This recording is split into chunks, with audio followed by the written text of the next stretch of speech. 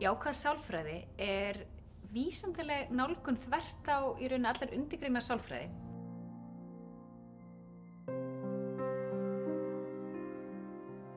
Ég valdi nám í jákvæðri sálfræði af því að mér langaði til þess að hafa góð áhrif á mitt líf og mína nánustu. En það sem kemur mér óvart í náminu hvað það nýtist mér rosalega vel í minni vinnu sem heimilislæknir. Ég að læra rosalega margt sem að getur hjálpað mér, núvitundaræfingar, vinna með styrkleika, áhuga hvernig þetta samtalstækni, alls konar æfingar tengdar þakklæti og bjartsýni og þetta nýtist mér bara rosalega vel með mínum skjólstæðingum á heilsugæslunni. Námið snýst í stuttu máli það hvað gerir lífið þess virði að lifa því.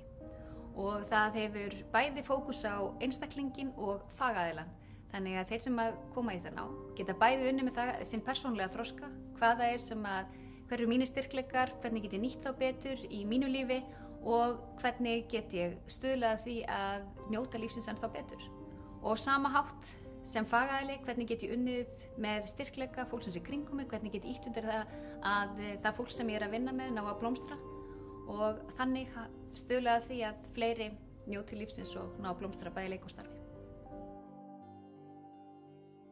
Og styrkleika námsins eru klárlega kennararnir og það eru rosalega góðir kennarar í náminu, bæði umsjónarkennarinn okkar áhugasamur og smitar því vel frá sér og svo fullt af erlendum kennurum sem eru bara miklir fræðimenn, mjög góðir kennarar og bara forréttindi að fá að læra af þessu fólki og hlusta á það.